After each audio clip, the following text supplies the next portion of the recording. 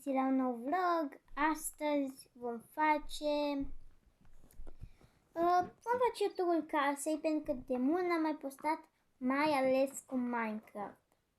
Deci, în primul rând, aici este poarta, aici este căsuța câinilor și aici sus este a pisicilor.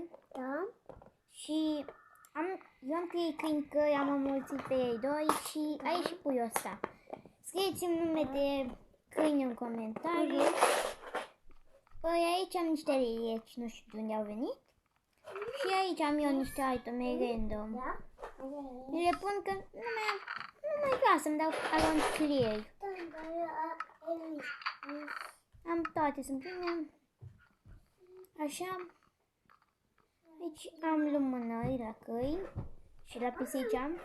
Și aici este o alee. Uite.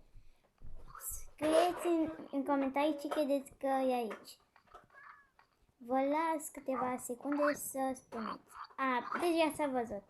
Este un fel de un mic zoo sau de unde luați animale. Aici avem un papagal. Aici un ocelot. Aici o broască țesoasă.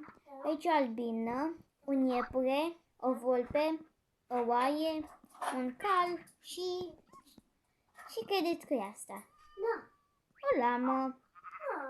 Și o salamandră, o găină, un lup, un măgar, un porc, un om îl țin captiv și o pisicuță.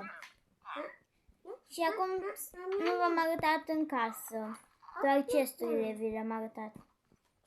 Și vă voi arăta.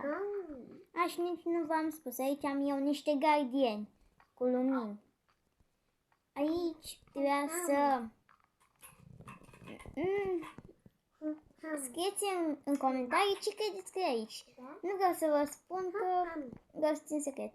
Aici ca un fel de bucătărie cu multe lumânări. Aici paturile. Aici chesturile vi le-am arătat. Și un rând de flori.